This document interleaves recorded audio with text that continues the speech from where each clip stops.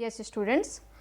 So here we are with the next part of the chapter, that is the unification of Germany. Okay, the unification of Germany, the whole process starts from 1864 to 1871.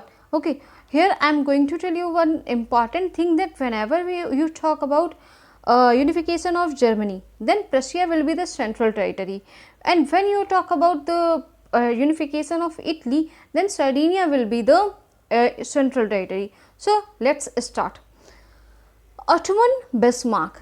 Ottoman Bismarck, the ruler of Prussia, the chief minister of Prussia, whatever it is, has been taken the responsibility of the unification of Germany. Okay, तो unification of Germany की जो responsibility है या जो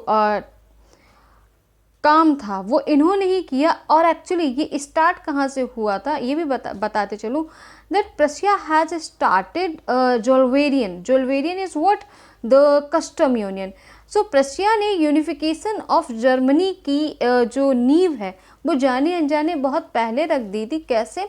by the establishment of जोल्वेरियन और custom union. Okay, with this what has happened, custom union means a kind of like you know that a United Nations. Okay, so many countries are the member of that organization. In the same way custom union से क्या था, आसपास की कई सारी territories जुड़ी हुई थी जो कि क्या है, ये जुड़ने का ही एक काम कर रहे हैं ना.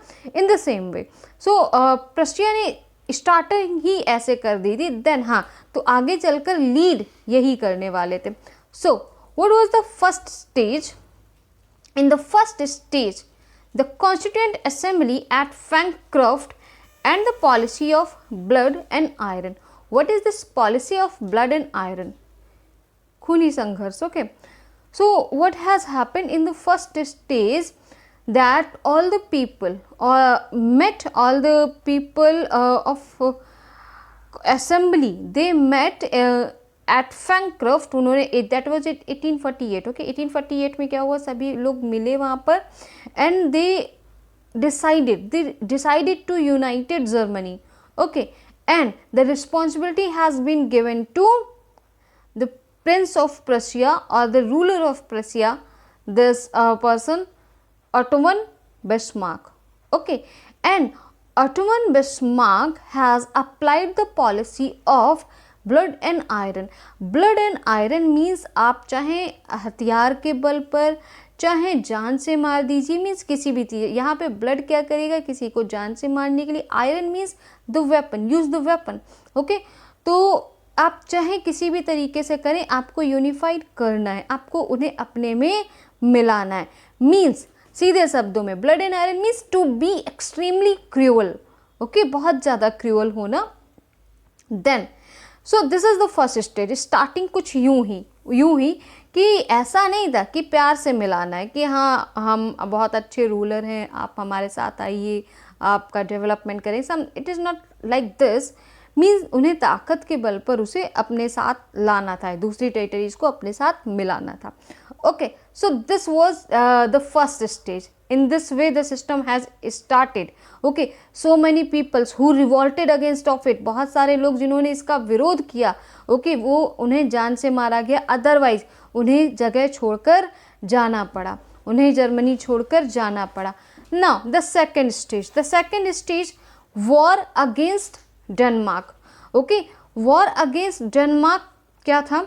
एक्चुअली प्रशिया की कुछ डेनमार्क की दो टेरिटरीज थी, Holstein and Schleswig. Okay, Holstein and स्लेज्विग.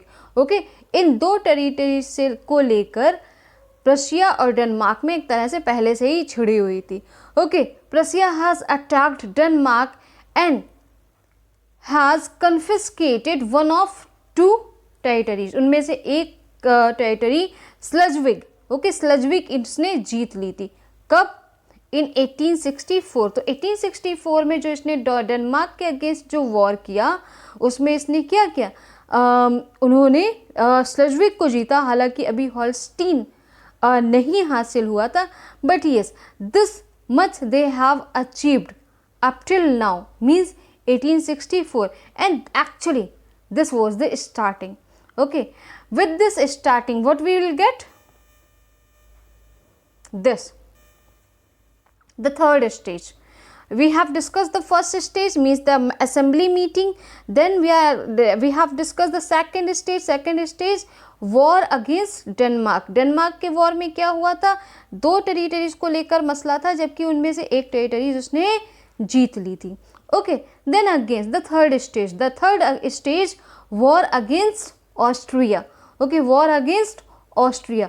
When it was to happen, it took place in 1866. 1866 में क्या किया? प्रशिया ने ऑस्ट्रिया के खिलाफ वॉर छेड़ दिया. एक्चुअली बिना ऑस्ट्रिया के जर्मनी का यूनिफिकेशन पॉसिबल ही नहीं था. तो बिना, ये कुछ ऐसे ही समझ लीजिए जैसे बिना एमपी का भारत. ओके, तो ऑस्ट्रिया उन्हें चाहिए ही चाहिए था. Without that unification of Germany was not possible.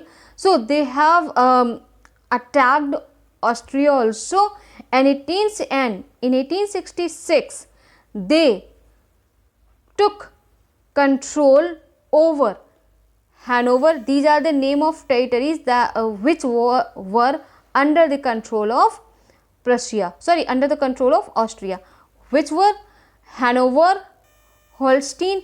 Holstein ये वही टेरिटरी है जो कि डेनमार्क के कंट्रोल में थी उस समय.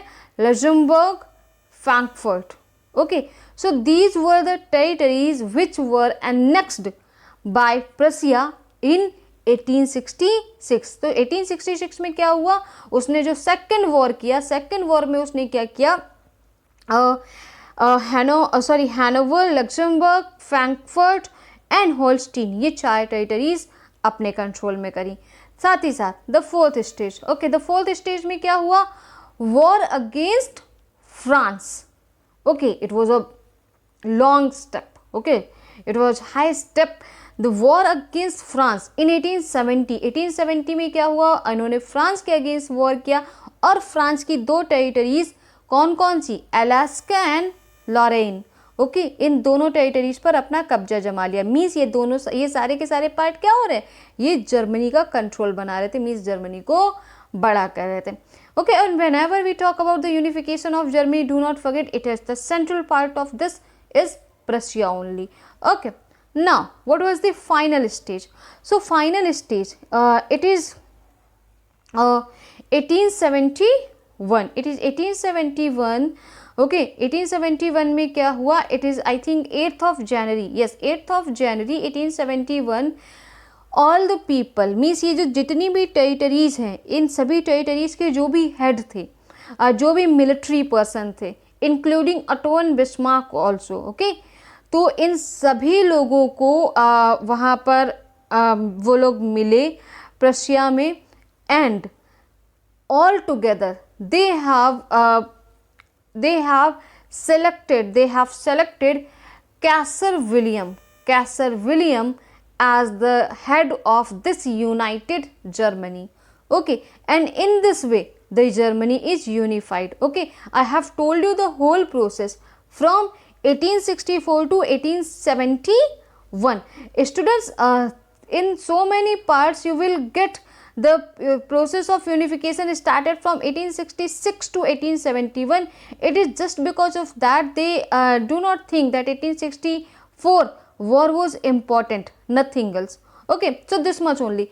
Student, this is most important point. What you have to do, just go through the slides. Okay, only these 6 steps.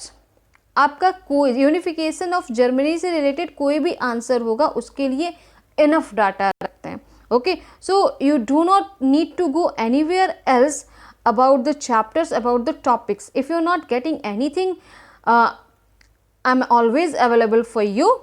Okay, so thank you all.